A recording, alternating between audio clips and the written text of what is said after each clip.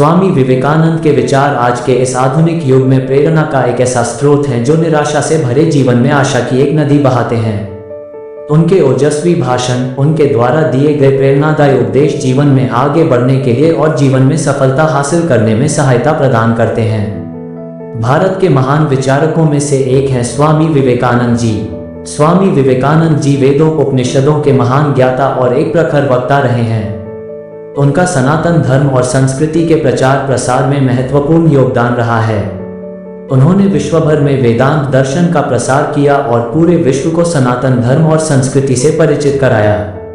ये स्वामी जी की शिक्षा का ही असर था कि भारत की गुलामी के समय में लोगों के अंदर राष्ट्रवाद की भावना को बल मिला और इस भावना ने ही लोगों में एकता स्थापित की, जिसने गुलामी की जंजीरों को तोड़कर भारत की आज़ादी में महत्वपूर्ण भूमिका निभाई।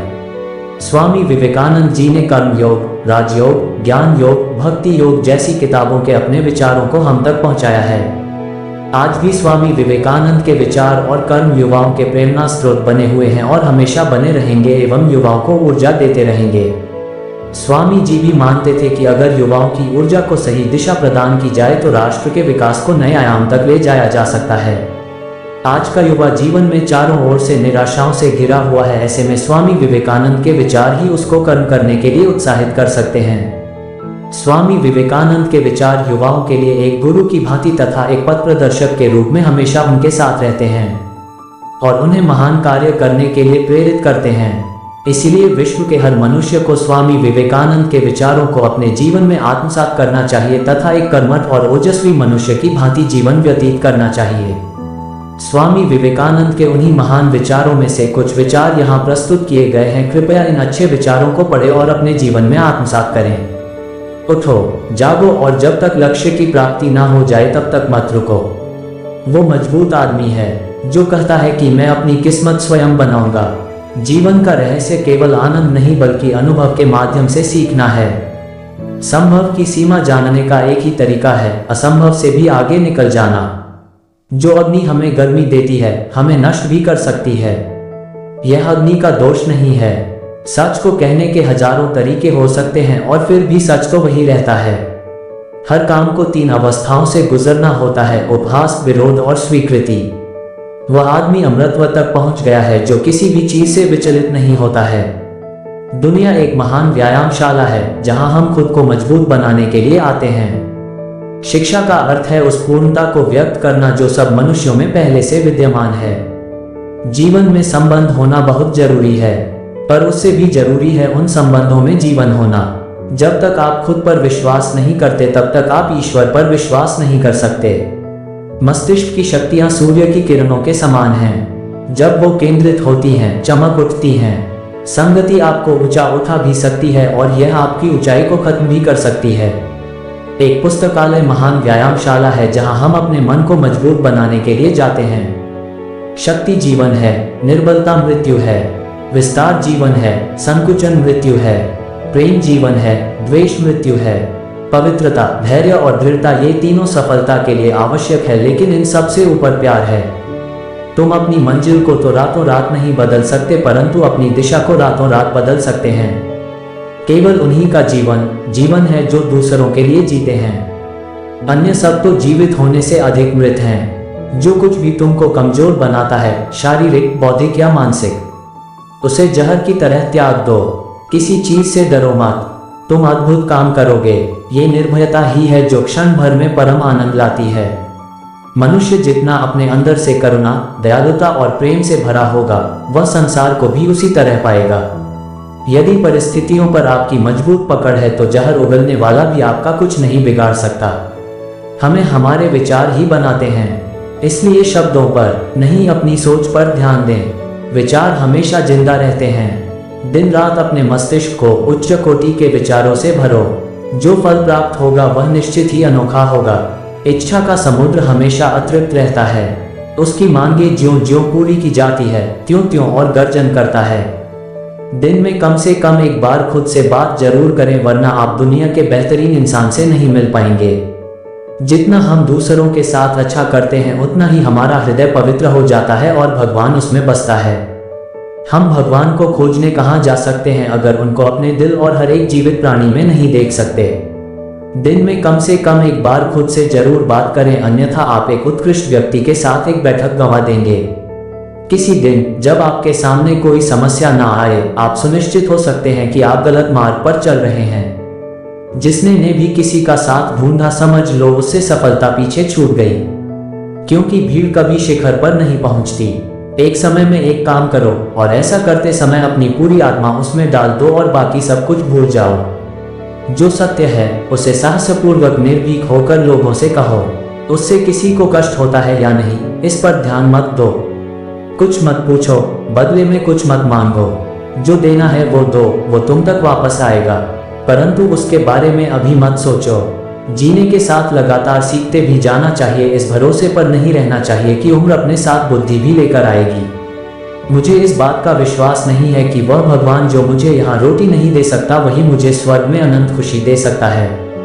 हम जितना ज्यादा बाहर जाएं और दूसरों का भला करें, हमारा हृदय उतना ही ज्यादा शुद्ध होगा और परमात्मा उसमें बसेंगे। जिस समय जिस काम के लिए प्रतिज्ञा करो, ठीक उसी समय पर उसे करना ही चाहिए, नहीं तो लोगों का विश्वास उठ जाता है। हे महर्षियों, आप ठीक ही कहते थे।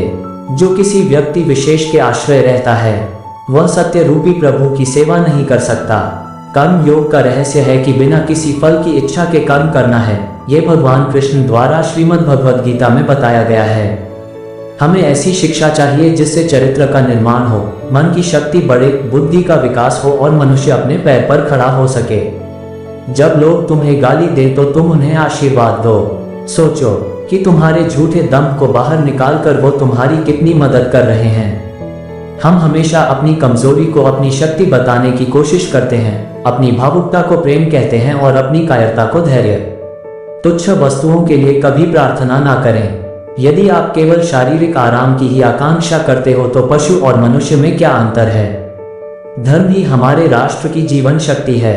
ये शक्ति जब तक सुरक्षित है तब तक विश्व की कोई भी शक्ति हमारे राष्ट्र को नष्ट नहीं कर सकती। पढ़ने के लिए जरूरी है एकाग्रता, एकाग्रता के लिए जरूरी है ध्यान। ध्यान से ही हम इंद्रियों पर संयम रखकर एकाग्रता प्राप्त कर सकते हैं। यदि हमें गौरव से जीने का भाव जगाना है, अपने अंतर्मन में राष्ट्रभक्ति के बीज को पल्लवित करना है, तो राष्ट्रीय तिथियों का आश्रय लेना होगा। जो आपकी मदद कर रहा है उन्हें न भूलें। जो आपको प्यार कर रहे हैं उनसे नफरत न करें। जो आप पर विश्वास कर रहे हैं उन्हें धोखा ना दें। जब तक मनुष्य के जीवन में सुख दुख नहीं आएगा, तब तक मनुष्य को यह एहसास कैसे होगा कि जीवन में क्या सही है और क्या गलत है। आप जोखिम लेने से भयभीत ना हो। यदि आप जीतते हैं तो आप नेतृत्व कर सकते हैं, यदि हारते हैं तो आप दूसरों का मार्गदर्शन कर सकते हैं। धर्म कल्पना की चीज नहीं है, प्रत्यक्ष दर्शन की चीज है।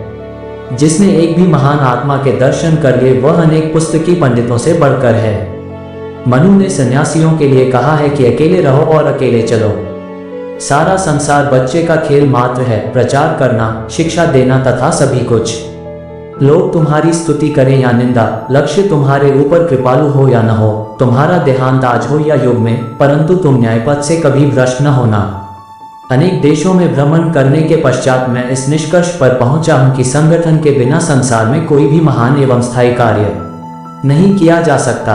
दुनिया में अधिकांश लोग इसलिए असफल हो जाते हैं क्योंकि विपरीत परिस्थितियां आने पर उनका साहस टूट जाता है और वह भयभीत हो जाते हैं।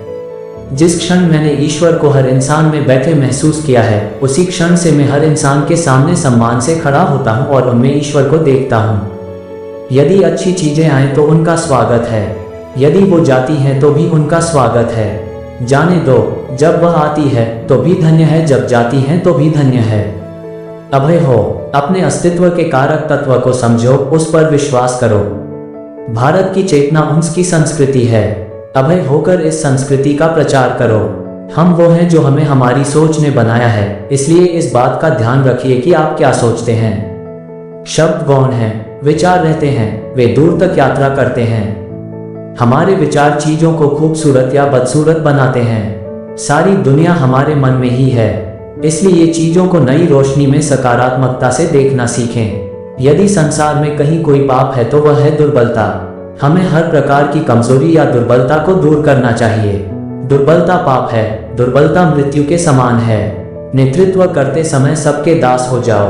निस्वार्थ हो और कभी एक दोस्त को पीठ पीछे दूसरे की निंदा करते मत सुनो।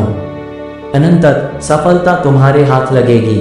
हमारे व्यक्तित्व की उत्पत्ति हमारे विचारों में है, इसलिए ध्यान रखें कि आप क्या विचारते हैं। शब्द गौण हैं, विचार मुख्य हैं और उनका असर दूर तक होता है। मनुष्य जाति को इस प्रकार पुकारना है कि जागो, उठो और धैर्य की उपलब्धि के बिना रुको नहीं। यही एकमात्र कर्म है। त्याग ही धर्म का सार है और कुछ नहीं।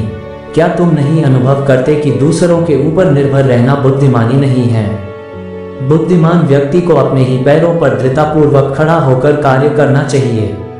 जिस तरह से विभिन्न स्रोतों से उत्पन्न धाराएं अपना जल समुद्र में मिला देती हैं, उसी प्रकार मनुष्य द्वारा चुना हर मार्ग, चाहे अच्छा हो या बुरा, भगवान तक जाता है।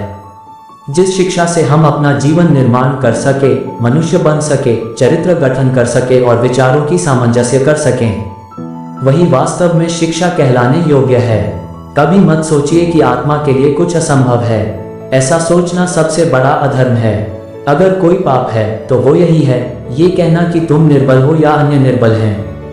अगर धन दूसरों की भलाई करने में मदद करे तो इसका कुछ मूल्य है, अन्यथा ये सिर्फ बुराई का एक ढेर है और इससे जितना जल्दी छुटकारा मिल जाए उतना बेहतर है। अच्छे अभिप्राय, निष्पक्षता और अनंत प्रेम विश्व को जीत सकते हैं। इन गुणों से युक्त एक आत्मा लाखों पाखंडियों और पाशविकों की काली योजनाओं को नष्ट कर सकती है। यदि स्वयं में विश्वास करना और अधिक विस्तार से पाया और अभ्यास कराया गया होता तो मुझे यकीन है कि बुराइयों और दैत्य का एक बहुत बड़ा हिस्सा गायब हो गया होता। जब तक करोड़ों लोग भूखे और अज्ञानी रहेंगे, मैं उस प्रत्येक व्यक्ति को विश्वासघाती मानूंगा जो उनकी कीमत पर शिक्षित हुआ है और उनकी ओर बिल्कुल भी ध्यान नहीं देता है। यह मत भूलो कि बुरे विचार और बुरे कार्य तुम्हें पतन की ओर ले जाते हैं। इसी तरह अच्छे कर्म व अच्छे विचार लाखों देवदूतों की तरह अनंत काल तक तुम्हारी रक्षा के लिए तत्पर हैं। कोई व्यक्ति कितना ही महान क्यों न हो, आंखें मूंद कर उसके पीछे न चलिए।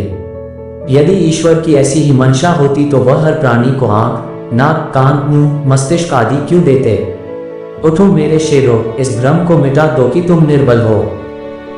दोस्तों, वीडियो अच्छी लगी हो तो लाइक करो, सब्सक्राइब करो हमारे चैनल को, कमेंट में जय हिंद लिखना ना भूलें। जल्दी मिलेंगे एक नई वीडियो के साथ। जय हिंद, जय भारत।